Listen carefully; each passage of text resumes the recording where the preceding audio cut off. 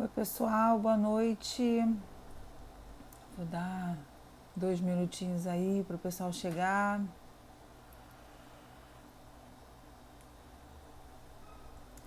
Tudo bem com vocês? Vamos conversar um pouquinho. Tem tempo que eu não venho aqui. Eu estou me organizando para. Boa noite. Estou me organizando para tentar fazer uma live com vocês. Pelo menos uma vez ao mês para a gente poder conversar. O pessoal me pede muito, né? São tantas coisas, né, no dia a dia que eu fico um pouquinho apertada de tempo. Pessoal, antes de eu começar a live, eu queria dizer para vocês que ontem eu tive um dia bem pesado. Foi um dia bem, assim, bastante estressante. Mais um, né? Mais um dia onde eu me vi numa situação muito desagradável que me deixou bastante, assim, triste e abalada mesmo, sabe? Mas vamos lá, eu tô forte, eu tô com esperança, né, que as coisas vão melhorar e nada vai me tirar da minha missão, do meu desejo de fazer as coisas legais, independente de qualquer coisa. Oi, peludinho, você veio fazer companhia? Bom, nada vai me tirar da minha missão de levar a fisioterapia que eu acredito, as coisas que eu defendo, né, o meu trabalho. E apesar de todo esse desgaste que esse meu esse meu objetivo, né, de fazer as coisas tão direitinho, de ser tão caxias com as coisas, isso me gera um desgaste enorme, mas vale a pena. Ô, meu filho. Bom, então, antes de mais nada, eu queria agradecer ao meu departamento jurídico, que está sendo, assim, incrível em defender esses ideais, em me ajudar nisso tudo, porque não é fácil, tudo que eu tenho que me proteger, tudo que eu tenho que me desgastar, né, para defender essa minha visão. Mas num próximo momento eu vou falar sobre isso com vocês, sobre esses aspectos éticos que para mim são tão importantes e que norteiam não só o meu atuar, como o meu lecionar e que me fazem amar, cuidar e proteger a minha profissão. Apesar de muita gente não fazer isso, isso para mim é um princípio muito forte. Eu queria agradecer também, antes da gente começar a falar nos temas da noite, a Abrafito, que me recebeu com tanto carinho, com tanto respeito, né? É muito bom a gente ser recebida com carinho. Então, muito obrigada, Abrafito. Hoje eu recebi uma notícia que me deixou muito feliz e essa notícia me inspirou. Gente, eu tô me sacudindo aqui porque eu tô com um gato aqui carente, né? Porque a mãe não para em casa, quando a mãe para, ele quer carinho. É uma notícia que me deixou bem feliz e que vai me encher de ânimo para continuar o meu trabalho como eu sempre acreditei. A gente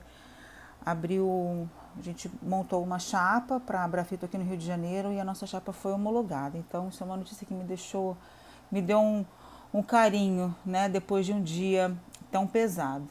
Bom, vamos nós, vamos falar hoje sobre, vou pegar aqui os temas que eu separei para a gente falar hoje.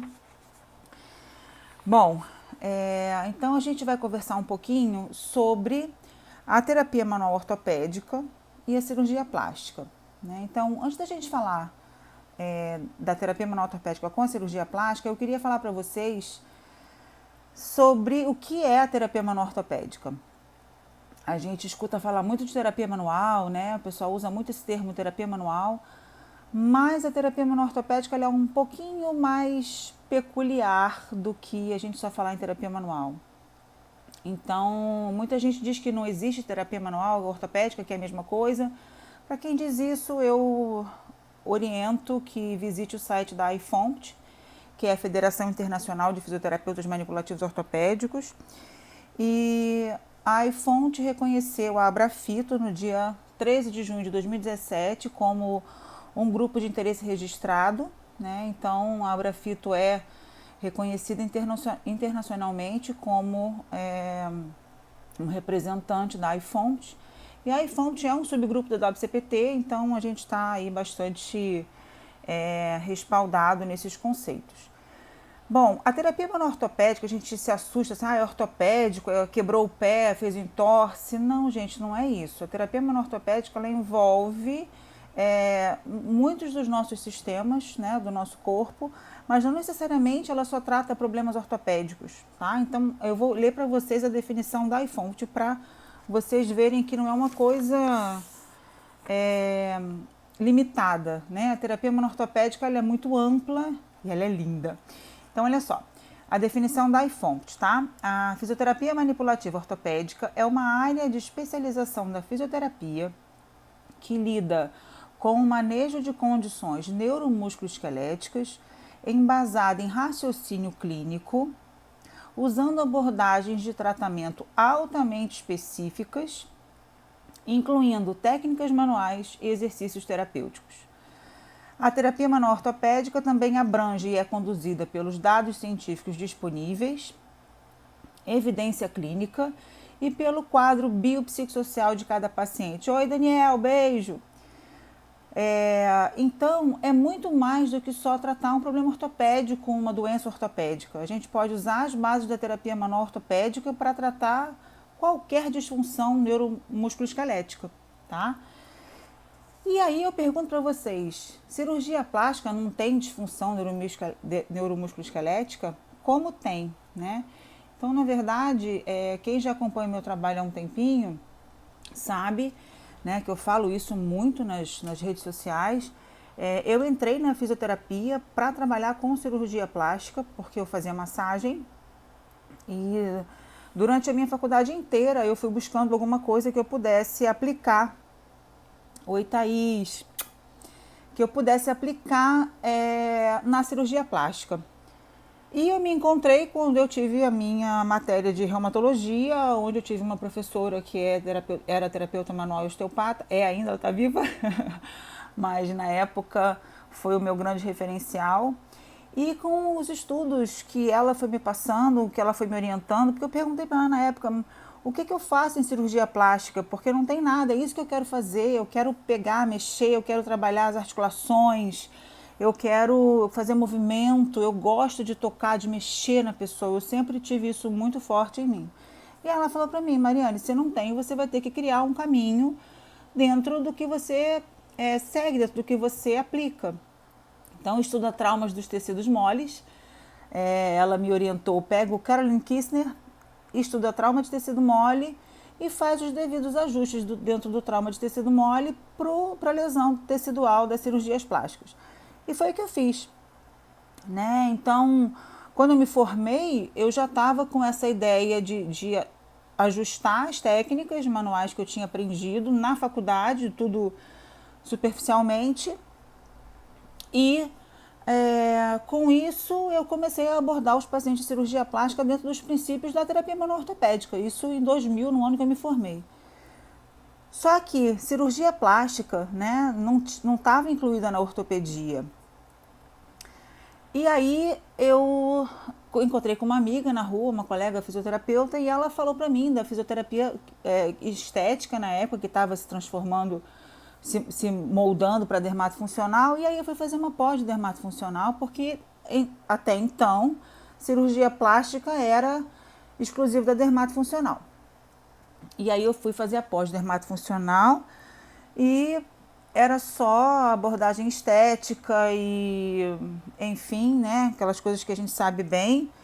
Celulite, estria, gordura localizada, levou um tempão para a gente ter o módulo de cirurgia plástica. E no módulo de cirurgia plástica, a abordagem que foi feita nessa pós era drenagem linfática, protocolo de equipamento, né, não tinha nada daquilo que eu gostava, que era a terapia manual mesmo. Deixa eu me ajeitar aqui, que agora o gatinho saiu. E aí, pessoal, eu comecei assim, aí que aconteceu? Eu conversei com as meninas, eu tô contando para vocês como é que surgiu essa história da cirurgia plástica com a terapia manual ortopédica, tá?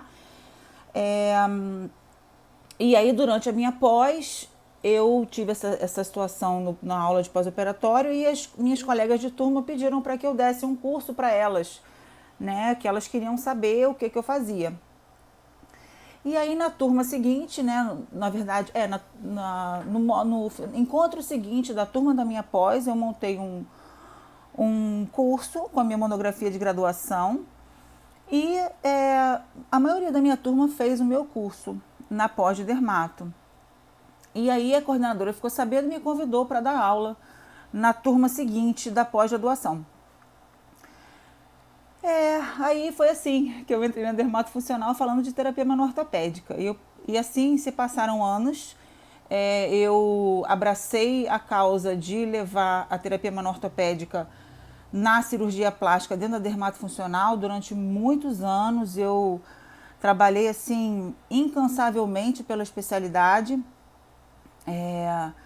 Mas chegou um momento que eu já estava assim, me sentindo estagnada, eu queria mais do que aquilo. E aí eu me afastei um pouquinho, dei um tempo das minhas atividades, que na época eu estava muito ativa dentro da questão política da dermatofuncional, e eu me afastei um pouco para fazer as minhas formações na terapia manuortopédica.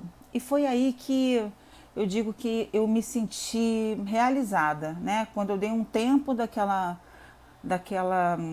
minha vivência ali de ensinar tratamento de fibrose e tal, e eu pude aprofundar o meu conhecimento dentro da terapia manuortopédica. O meu primeiro curso da minha formação foi o conceito Mulligan, né? Que eu tive o prazer de aprender com o Palmiro e com o Dan e com o Edelberto, então assim, foi muito bacana.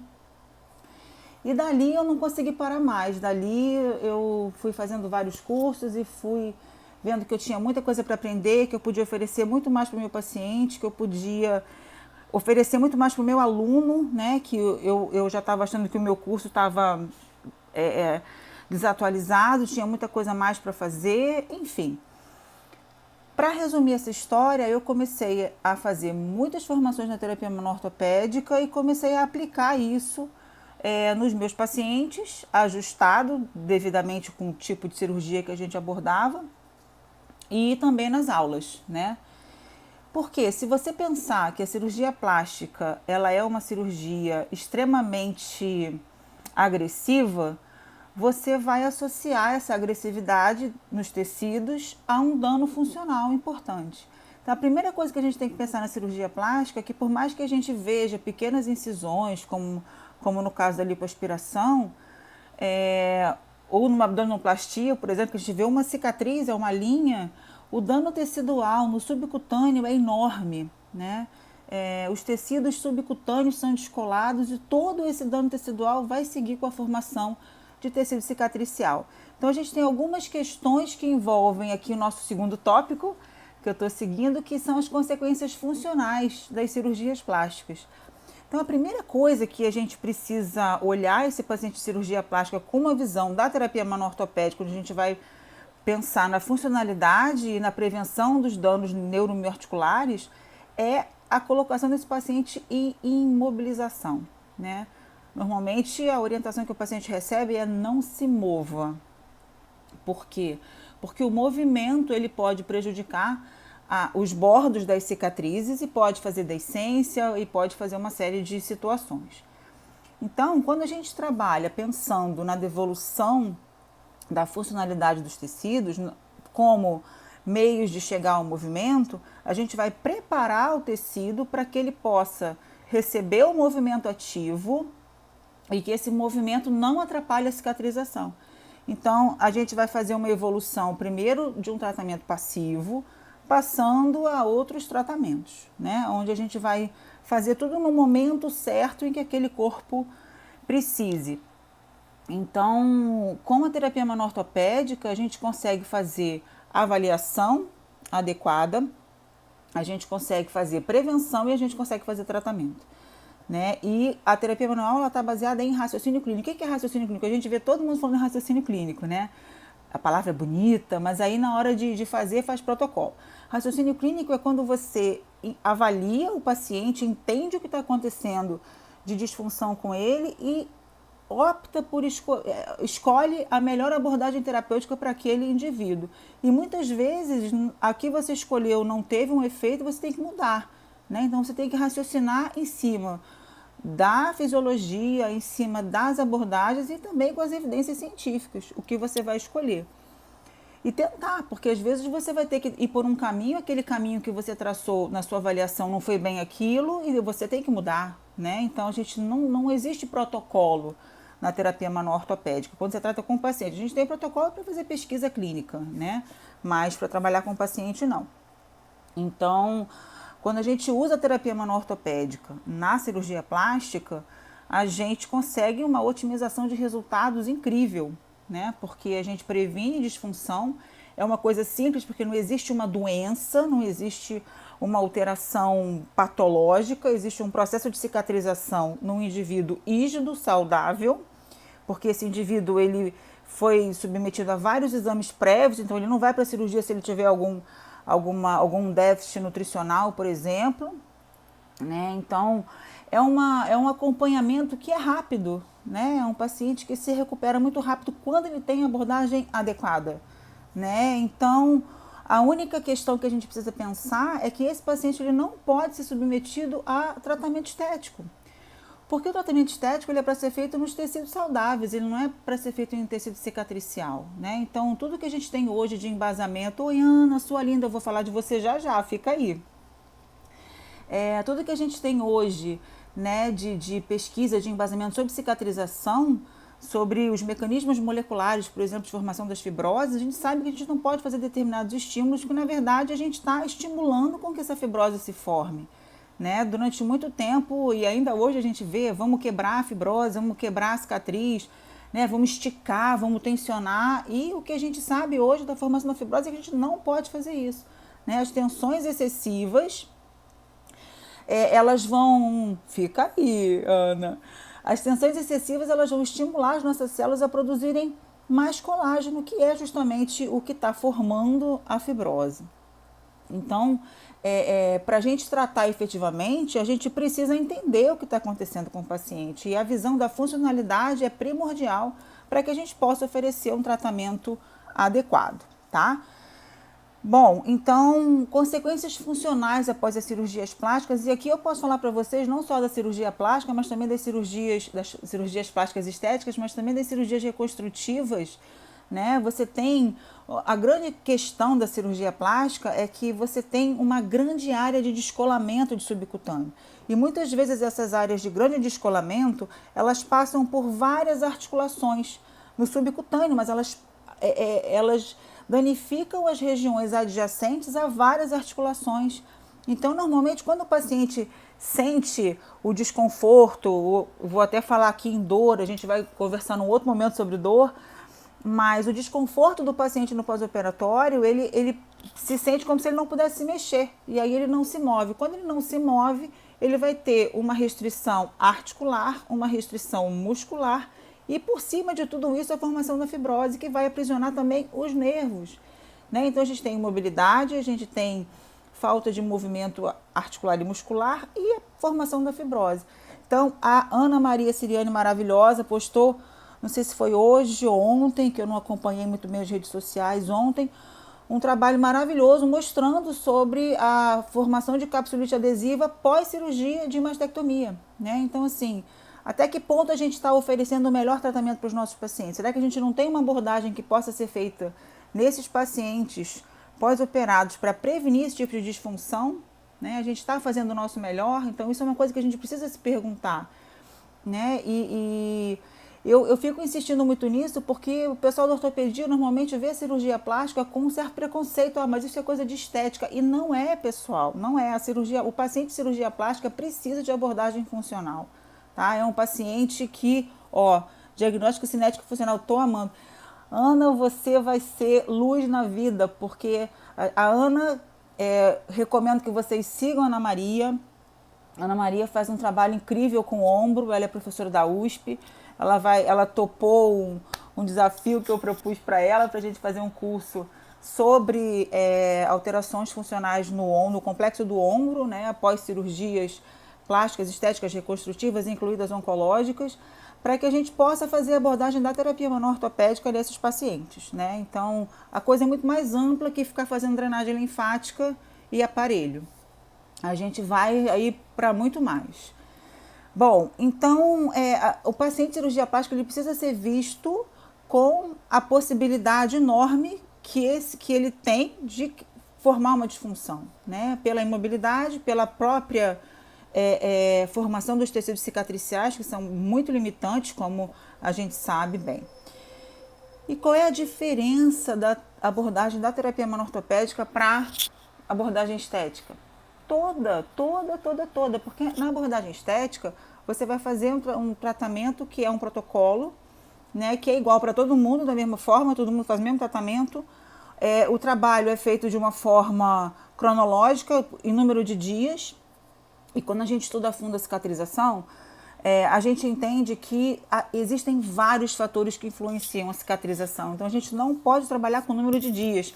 A gente precisa conhecer o que está acontecendo em cada fase da cicatrização e, de acordo com cada fase, identificar isso clinicamente, porque a gente aprende no livro, fase inflamatória é uma fase celular, fase proliferativa é síntese de colágeno. Como é que a gente sabe que isso está acontecendo no paciente, né?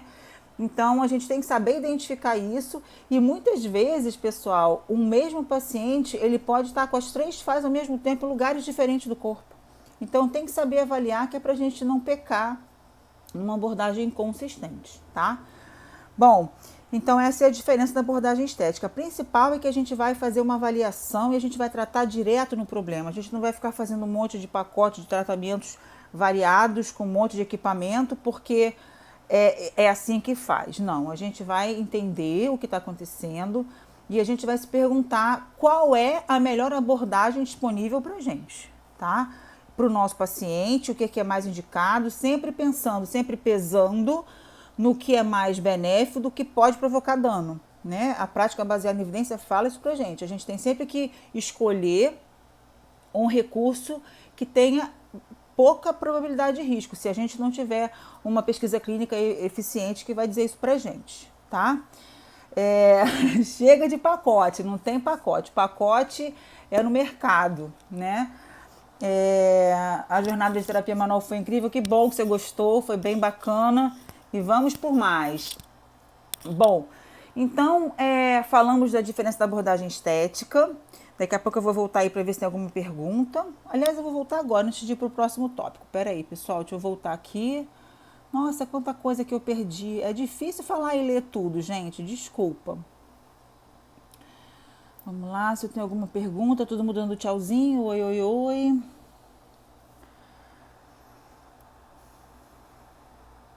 Boa noite, boa noite, boa noite. Tem alguma perguntinha? Boa noite.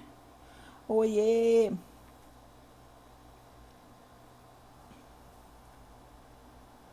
Não estou vendo perguntas. Deixa eu ver se eu deixei passar alguma coisa. Estamos com você, não desanima. Obrigada, Michele, obrigada. Não desanimo.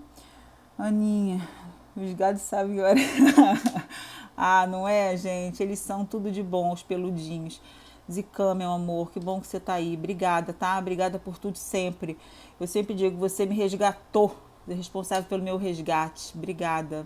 Nunca vou esquecer o que você fez por mim, o que você faz por mim. Bom, acho que eu não tenho perguntas. Então, vamos lá. Oi, gente, que legal. Muito obrigada, viu, pelo carinho de vocês. Todo mundo dando tchau, dando um alô, boa noite. Uma galera legal, as meninas da equipe. Leandro, beijo. Adriana Junqueira tem uma pergunta. Fala sobre a sequência que seria legal fazer os cursos. Vou falar dos cursos já já.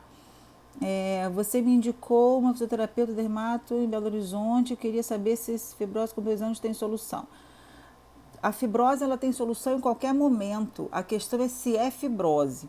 Porque normalmente o pessoal chama tudo de fibrose, né? Qualquer irregularidade é fibrose.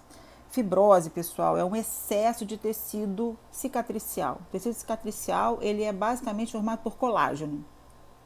Colágeno é uma proteína de resistência no tecido. Então, quando você tem fibrose, você pega, é duro, é rígido. E normalmente essa rigidez não deixa a pele se mover, que é o que caracteriza uma aderência. Então, a gente tem fibrose, que é o excesso de tecido, e a gente tem a aderência, que é a falta de mobilidade, o que a gente chama de falta de movimento entre as interfaces teciduais. Tá? A gente pode ter aderência sem ter fibrose. E a gente pode ter fibrose, é difícil ela não ter aderência, normalmente ela tem. Mas muitas vezes irregularidades de pós-operatório, elas acontecem por uma falta de regulação, o subcutâneo ele não fica regular. Eu fiz até um vídeo sobre isso, mostrando uma imagem bem bacana, eu não tenho o livro aqui que eu estou em casa, mas dá uma olhadinha lá no meu IGTV que tem direitinho esse vídeo explicando, tá? Então, se é fibrose, tem solução em qualquer momento. O que você não deve fazer? Estimular aparelho, radiofrequência, ultrassom, nada disso, tá? O pessoal me liga muito lá na clínica, eu estou fazendo tratamento, não está melhorando. O que você está fazendo? Ultrassom, carbox, radiofrequência. Eu falei, para 20 dias e volta depois disso. Porque enquanto você está estimulando, suas células estão produzindo. E às vezes o tratamento manual ele não é tão efetivo se você está com as suas células produzindo. Você tem que parar um pouquinho esse estímulo, que é para você ter uma resposta melhor, tá? Então, se for fibrose mesmo, a solução é muito bacana. Thaís já respondeu. Obrigada, Thaís. Quem mais? Carmen, observo minhas pacientes que fizeram prótese de quadril, mas não... Exatamente. A gente tem, se a gente começar a avaliar direitinho, a gente vai ver que muita paciente com alguma disfunção lombar, de quadril, foi alguma coisa de cirurgia plástica prévia. Muita gente não tem nenhuma questão, mas tem muitos casos que realmente começam depois de uma cirurgia plástica, né? E por que esses casos de dores crônicas ou problemas crônicos acontecem? Porque o pós-operatório imediato não é bem conduzido, é feito com estética, né? Por isso que eu falo, cirurgia plástica não é com tratamento estético, é com terapia manual-ortopédica, tá? Vamos nós.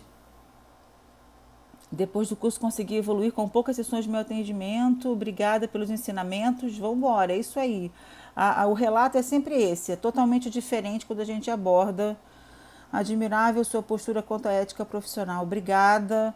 Não é fácil, acredite. Mas eu sigo. Vamos nós. Você tem atendido em bloco cirúrgico?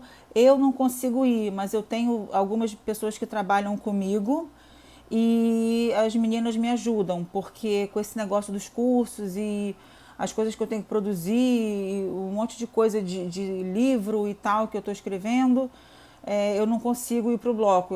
É mais raro eu ir para o bloco, mas as meninas vão. Zican é luz para todos nós, sem dúvida, Aninha. Mariane, ansiosa pelo curso de introdução. Vai ser muito bacana esse curso de introdução. Eu vou falar dos cursos já já. Adoro essa diferenciação de fibrose e aderência, que bom. E laser. O laser, eu não sou a melhor pessoa para falar sobre isso, porque no meu grupo quem estuda sobre laser é a Paula Postali. Eu não uso na clínica, nunca usei, mas eu também não trato ferida crônica. As minhas lesões são lesões muito pequenininhas. Então eu não posso dizer que o que tem de parâmetro, nada disso, eu não sei dizer para você, tá? Não sou a melhor pessoa para te dar isso. Mas o laser ele tem bastante indicação para as deiscências, ele tem bastante indicação para feridas crônicas, tá? Mas eu não sinto falta do laser porque eu não tenho feridas muito grandes. As minhas feridas são feridas pequenas e eu trato com a terapia manual ortopédica. Por quê? Quando você tem uma deiscência e a cicatriz abre, normalmente essa deiscência abre porque você tem uma fibrose adjacente à cicatriz. Essa fibrose, ela não só aumenta a força que a gente chama de força extrínseca às cicatrizes, às incisões, então ela faz com que os bordos se afastem, como ela também impede a circulação normal do sangue. Então, a incisão ela não é vascularizada. Se ela não tem vascularização, ela não fecha, tá? Então, o trabalho que eu faço para as deiscências é todo com a terapia manual, tirando essa fibrose adjacente e aliviando o que a gente chama de equilíbrio mecanobiológico dos tecidos adjacentes, tá? Mais perguntinhas. Ansiosa pelo congresso. Eu nem vou falar desse congresso agora, porque senão eu vou ficar empolgada aqui. Utilizo o tape, mas o tape que eu utilizo não é o tape linfático, tá? O tape que eu faço é um tape que eu pensei baseado em mecanobiologia. Eu quero fazer um controle dos tecidos. Então, eu não penso em tape neuromuscular, eu não penso em músculo, eu penso na pele, eu penso no subcutâneo. Exatamente, tape compressivo. É o que a gente faz, tá? Você está de parabéns pela postura em defesa da fisioterapia. Obrigada. Não me canso de fazer isso. Ansiosa pelo curso. Não devemos fazer mobilização em toda a cicatriz? Não deve fazer mobilização em toda a cicatriz. A gente normalmente, quando trata a cicatriz, a gente não mexe em cima da cicatriz. A gente mexe no tecido adjacente. Por quê? Quando você mobiliza uma incisão, você está modificando a estrutura do tecido cicatricial ali naquela incisão. Então a gente tem que pensar que uma cicatriz, ela é perpendicular à linha da pele e do lado dela você vai ter uma região de subcutâneo que foi afastada, tá? Então quando o cirurgião ele entra no corpo para acessar qualquer tipo de região, isso tanto faz na cirurgia plástica como na cirurgia ortopédica, qualquer cirurgia, o cirurgião ele incisa e ele afasta o tecido para acessar a região que ele quer trabalhar. Essas regiões que sofreram esse afastamento, elas também vão sofrer cicatrização, porque elas também foram danificadas, tá? Então, o tratamento que você faz para a cicatriz é nessa região do subcutâneo adjacente. Por quê?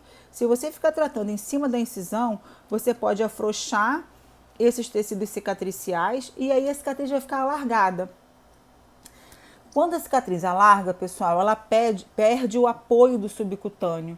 E o subcutâneo ele é importante para fazer com que a pele deslize sobre o músculo. Então, se você não tem o subcutâneo, se você tem uma cicatriz que alargou os bordos, embaixo dela não tem apoio, ela vai ficar funda. Quando ela fica funda, ela perde movimento ali. E aí a gente vai confundir com uma cicatriz aderida quando não é. A diferença é quando eu tenho menos gordura, eu tenho menos mobilidade dessas interfaces. Então eu não devo ficar soltando a cicatriz, tá? Eu não devo mexer em cima da cicatriz. Mari, mas se a cicatriz estiver aderida lá embaixo, eu vou pelo lado dela e acesso lá embaixo. Mexer em cima de incisão não é adequado de acordo com esses princípios mecanobiológicos, tá? Deixa eu tomar um golinho do meu chá. Vamos nós.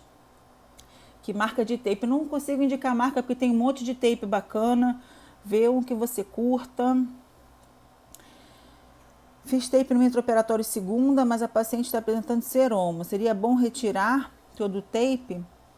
Quando tem seroma, você tem que acompanhar direitinho, porque muitas vezes tem que funcionar. Então, identificou o seroma, fala com o cirurgião. Se o cirurgião acha que é interessante funcionar, se for pouca quantidade, a gente consegue reduzir com gelo e com pressão.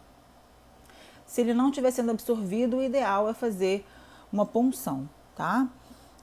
Mas se a cicatriz estiver hipertrófica, eu posso fazer mobilização perpendicular à cicatriz em cima?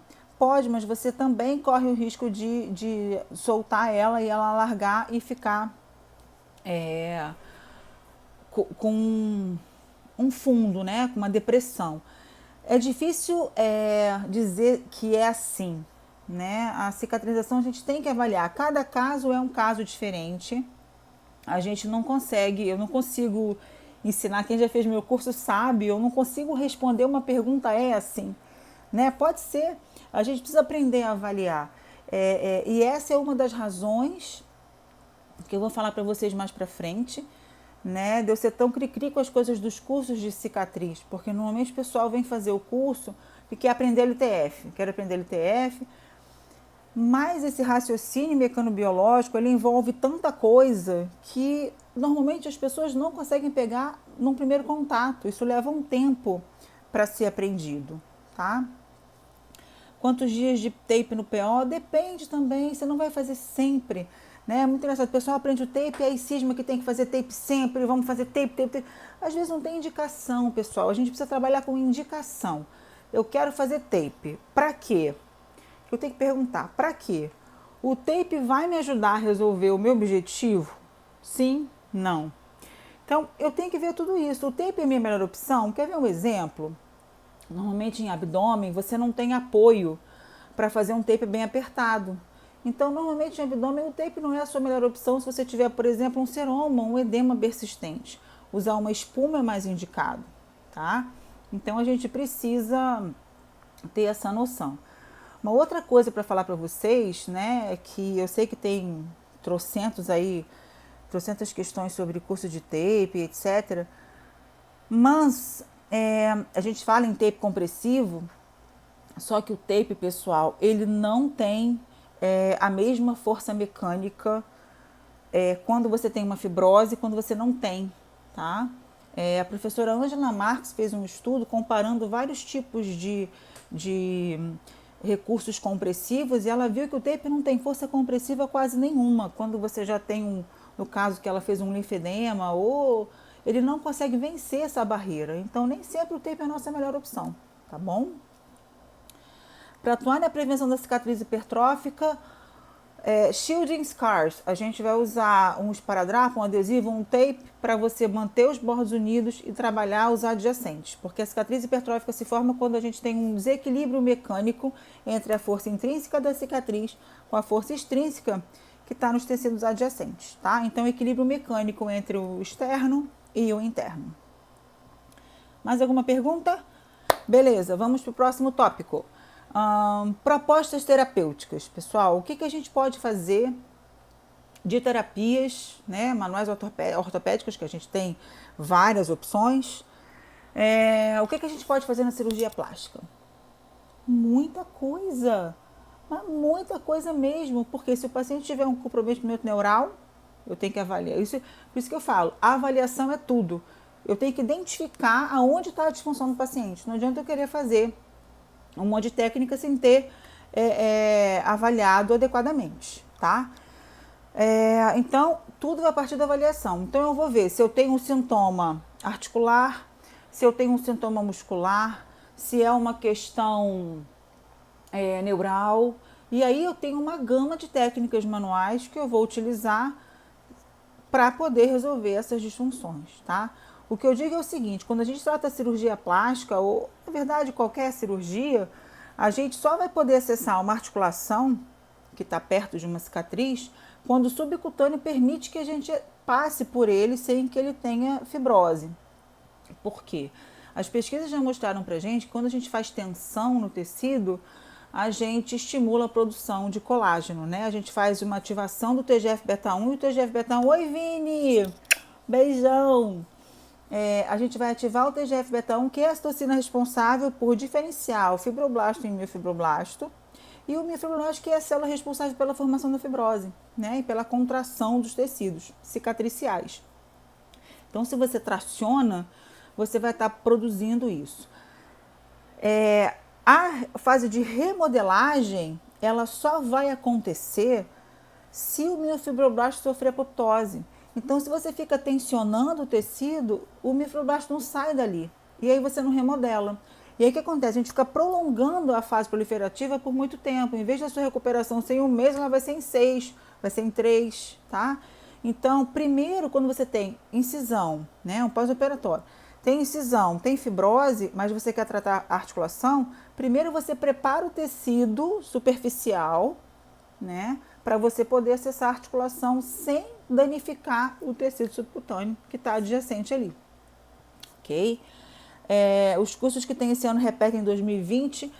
Se a gente não conseguir repetir todos os cursos anualmente, a cada 2 anos a gente vai repetir, tá? Um período de mais ou menos 2 anos a gente consegue fazer todos de novo. Bom, não tem mais perguntas, então vamos lá. Cursos no tema, né? Então, deixa eu falar um pouquinho sobre isso para vocês. O que tem de curso em cima disso? Na verdade, de uns anos para cá, a gente tem visto, né, o nome terapia manual em tudo quanto é canto, né? Todo mundo fala de terapia manual. Então, a primeira coisa que eu digo para vocês verifica a formação do professor, tá? Porque quando você fala em terapia manual, você não está no caso dessa proposta que eu estou falando, por isso que eu foco muito em terapia manual ortopédica, que é essa definição que eu falei para vocês da iFompt no comecinho da live. Quando a gente fala nessa terapia manual, eu acho que não tem nem cursos além dos meus em cima disso, né? O resto que você vê terapia manual, normalmente é drenagem, é massagem, o pessoal chama de massagem tecido conjuntivo, eu não conheço nenhum outro. Enfim, dentro do curso de tecido cicatricial específico, né, o que eu ofereço é o curso de LTF, que é a Liberação Tecidual Funcional, que é justamente toda a aplicabilidade clínica desses conceitos da mecanobiologia e da neurofisiologia. E aí a LTF, ela resolve fibrose e aderência, ponto, né? Mas ela não vai trabalhar consequências funcionais para o indivíduo. Então, a LTF é a primeira parte da sua abordagem terapêutica. Tem muito mais coisa para você fazer. Então, o que eu estou fazendo agora? Né? Eu criei meu instituto, que é um instituto de formação continuada, dentro desses princípios que eu acredito. Por que eu fiz isso, gente? Porque o meu público é muito específico, né? Eu quero ensinar para quem realmente quer trabalhar em cima desse conceito, tá?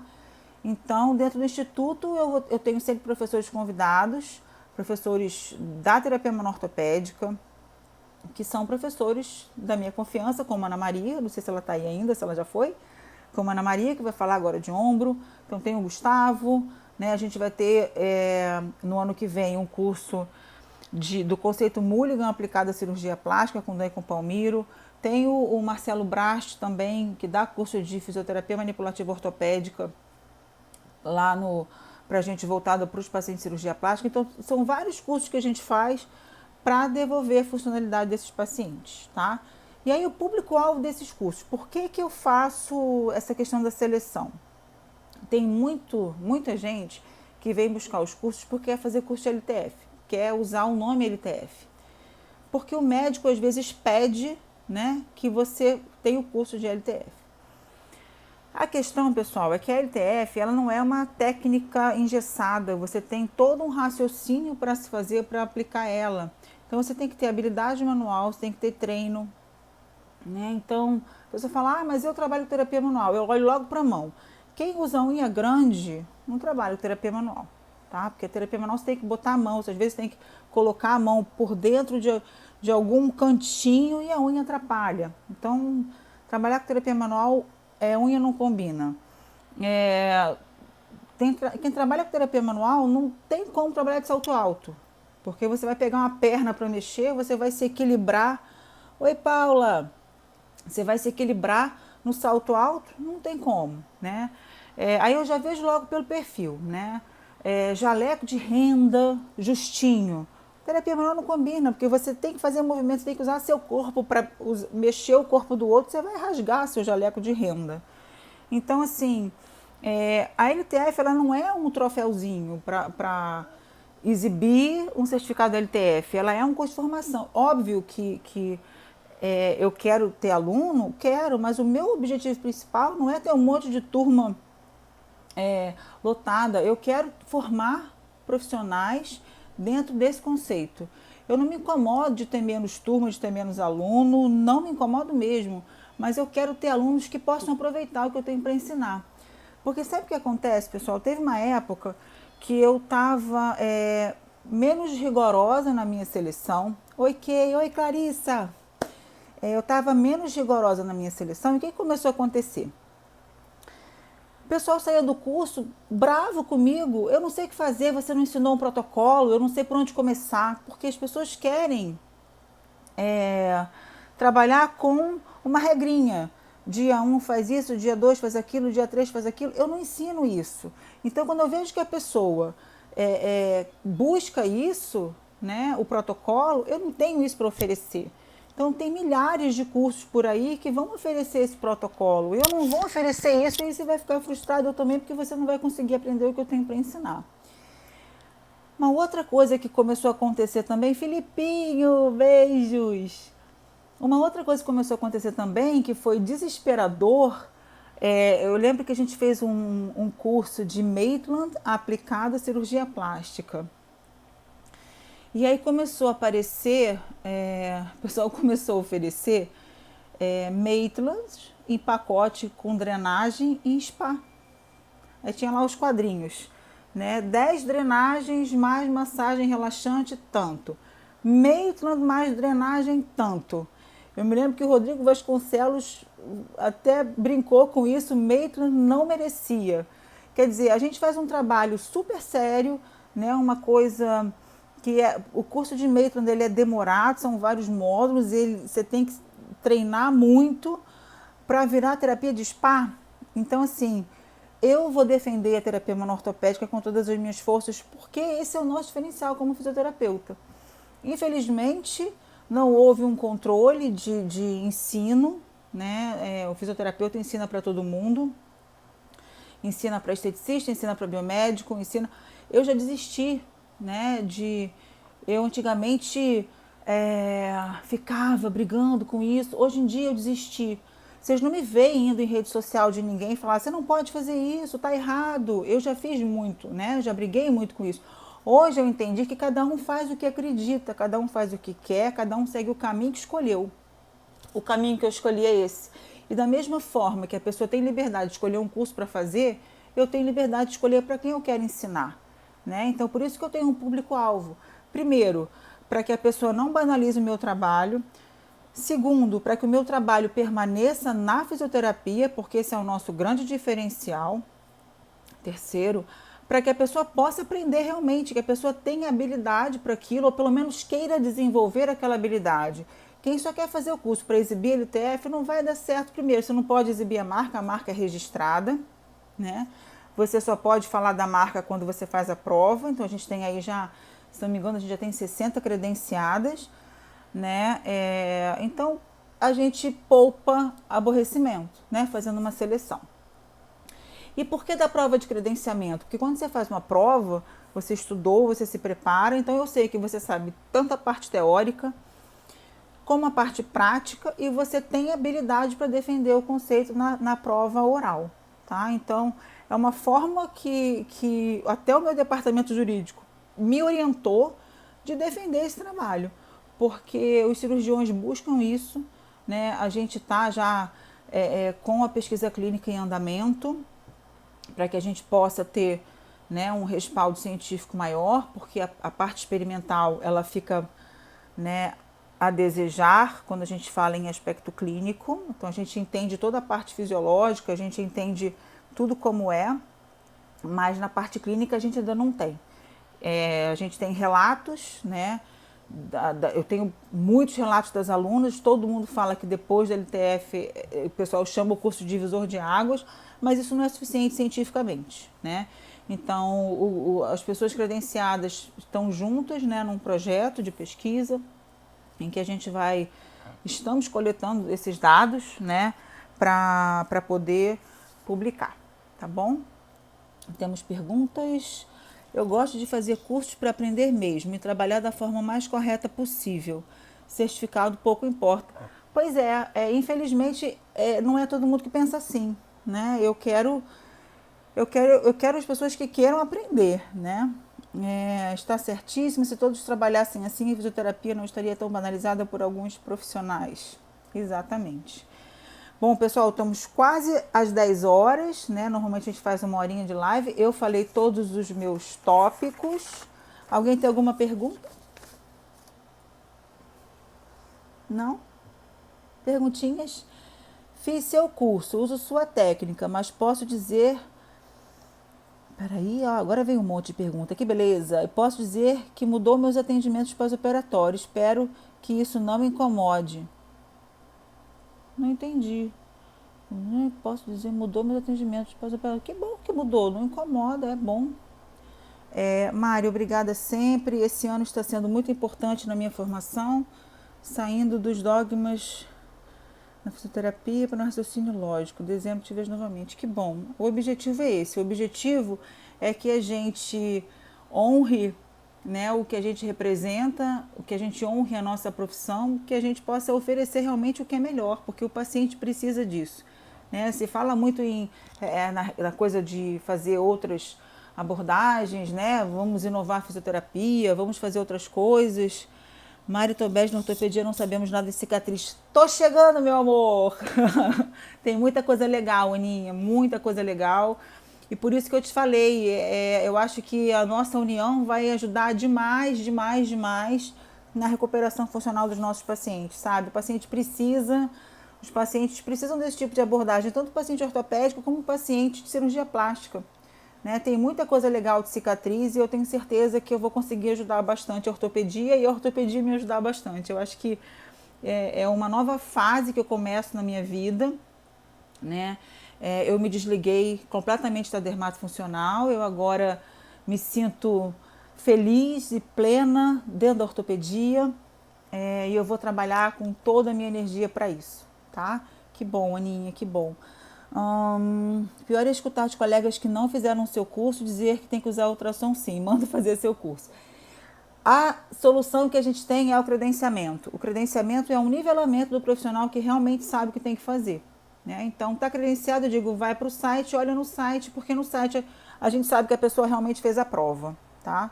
Então, infelizmente, eu já tenho mais de 1000 alunos, né, nesses anos todos, e a única forma de segurar, tem muita gente que usa, eu não sei, né? Eu tenho um departamento jurídico que fiscaliza, que notifica, que toma conta disso, e a única forma é o credenciamento, tá? Então, o que eu recomendo é isso. Faça o curso básico, faça a prova e seja feliz, não tem problema nenhum. O meu objetivo não é cercear conhecimento, quem faz o meu curso sabe que eu ensino tudo, eu ensino todos os meus pulos do gato, mas eu ensino para quem quer e para quem respeita, para quem cuida, né, da nossa profissão. Pessoal que coloca no Instagram lá, pacote de 20 de vendendo peixe na feira, foto de bumbum, pump de bumbum, essas coisas. Isso é um perfil de estética. Esse aluno não é o meu aluno. Esse aluno é um aluno que vai buscar o curso de perfil de estética. Eu tenho esse direito, né? Eu acho que a gente tem que saber onde é que a gente tem que andar, né? O que tem a ver com a gente, tá? Paga para fazer a prova. Por enquanto ainda não. Só que o que acontece? Quando eu faço a prova, eu paro o meu dia de consultório. E aí eu perco dinheiro, né? Porque eu tenho o dia de atender, eu não atendo. E muita gente vai fazer a prova e fala assim, e não passa. Já tive pessoas tirando uma, duas, três na prova e dizer assim para mim, eu só vim aqui para ver qual é. Entendeu? Aí eu fico pensando, poxa, eu sou uma otária mesmo, né? Porque eu largo a minha vida para credenciar uma pessoa que vai ganhar dinheiro com a marca, eu não cobro, eu perco e ainda tenho que ouvir que a pessoa foi lá para ver qual é. Então, pessoal, vocês não têm noção, não. A coisa não é fácil, mas por enquanto a gente ainda não está cobrando. Para o credenciamento, a anuidade. Não, o credenciamento não há anuidade. O que vai ter anuidade é o instituto. Tá? O credenciamento na marca te dá direito a ser membro do instituto. E no instituto você tem anuidade. Só que você vai ter anuidade e... Carlinhos, tinha que ser você. Pô, dei de conta. Você vai ter anuidade, mas quem é membro do instituto tem desconto em todos os cursos, tem uma série de vantagens, tem grupo de estudo para quem é membro do instituto, vai ter muita coisa bacana, tá? A gente tem muitas coisas legais. Físio pós-plástica, Mari, alguns cirurgiões fazem hidrolipo em 2 tempos, com intervalos de 1 semana entre esses tempos. Você saberia dizer se esse tipo de conduta poderia favorecer com que a fase inflamatória? Sem dúvida, porque se você não teve tempo de resolver um processo cicatricial e coloca outro em cima, sem dúvida você vai potencializar a resposta. Tem que lembrar o seguinte, pessoal, a resposta inflamatória ela é proporcional ao dano tecidual. Se a gente tem um dano muito intenso, a resposta é muito intensa. Esse, inclusive, é o princípio básico que a gente usa para raciocinar, usar o tape contensivo, né? Porque se eu tenho uma área muito grande descolada, uma área muito grande de tecido cicatricial a ser preenchido, eu diminuo essa área fazendo um tape. O tape que a gente usa é uma faixa mesmo. Eu brinco que é terapia egípcia. A gente mumifica a pessoa para apertar aquela região. Então, quando eu reduzo a área, eu reduzo a resposta inflamatória. Karina, apareceu, meu amor, tudo bem? Tá? Então, se você consegue reduzir a fase inflamatória, você consegue reduzir a fase proliferativa, né? Isso é mais um conhecimento que a gente aprende nas coisas de cicatrização, em que a intensidade da fase proliferativa é proporcional também à inflamatória. E por isso caiu por terra a história de você estimular a fase inflamatória para que ela seja mais rápida, porque quando você estimula a inflamatória, você está fazendo uma proliferativa também mais intensa, né? Então, por isso que Mari odeia ultrassom. Mari não recomenda ultrassom, porque o ultrassom ele é um pró-inflamatório, tá? Então, nesse caminho, não ultrassom. O que houve do ultrassom? Tenho raiva de cirurgiões com cartinha de ultrassom. Gente, olha só, não fica com raiva do cirurgião. Deixa eu explicar uma coisa para vocês. O cirurgião não estudou fisioterapia. O cirurgião não sabe o que a gente tem para oferecer. E vamos combinar que até vocês fazem ultrassom? O que vocês aprendem nas pós-graduações e nos cursos de pós-operatório é fazer o quê? Ultrassom. Então, se o médico escutou de um fisioterapeuta que o que tem que fazer é ultrassom, ele vai recomendar ultrassom. Qual é a nossa obrigação? Nós que sabemos da parte fisiológica da cicatrização, sabemos que isso não é indicado. Conversar com o cirurgião e explicar para ele. O cirurgião, ele adora essa parceria. Ele quer saber, ele quer entender o que está acontecendo. Quando a gente entende o que está acontecendo, não tem por que a gente não mudar a nossa conduta. Eu mesma já trabalhei muito com ultrassom, né? Então, assim, tudo evolui, o conhecimento muda, as novas pesquisas mostram pra gente que a gente precisa mudar de conduta e a gente vai evoluindo e vai mudando. Então, não tem que ficar com raiva do médico, tá? Tem que sentar com ele para conversar, tá? Vamos lá. Essa live é uma aula, mas não é? Tem que ser, né? O objetivo é esse, é poder ajudar vocês de alguma forma. Tem gente que não consegue fazer o curso, está enrolado com um monte de coisa. Então, o que eu puder ajudar vocês, eu vou ajudar. Começamos a mostrar o serviço antes das 10 sessões, ganhamos cirurgião, ele pode mudar a visão. Sim. Quando a gente vai para intra-op e consegue fazer o tape para reduzir a área, quando você reduz a fase inflamatória, o resultado é muito mais rápido. Porque se você diminui a inflamação, você diminui a proliferação.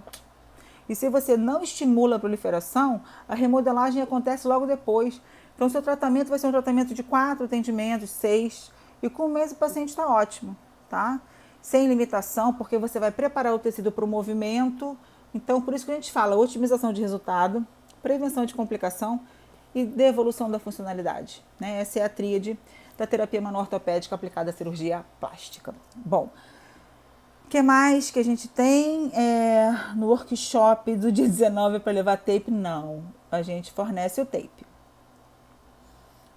Aulão, estamos amando, que bom. Fase inflamatória de uma região pode influenciar outra região que operou primeiro? Não. A resposta inflamatória é uma reação defensiva local, tá?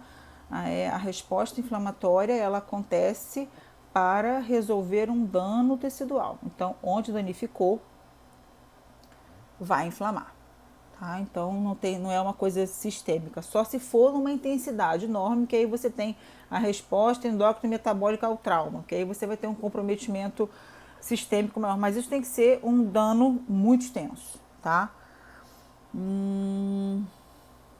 Obrigada, Mari, live maravilhosa, que bom. Aulão mesmo, sempre ótimo, vamos tentar fazer sempre. Grupo das que odeiam o ultrassom, radiofrequência ventosa, carbox, toca aqui. Toca aí. Você usa laser de baixa potência? Então, eu não uso, eu até falei isso aqui agora há pouco.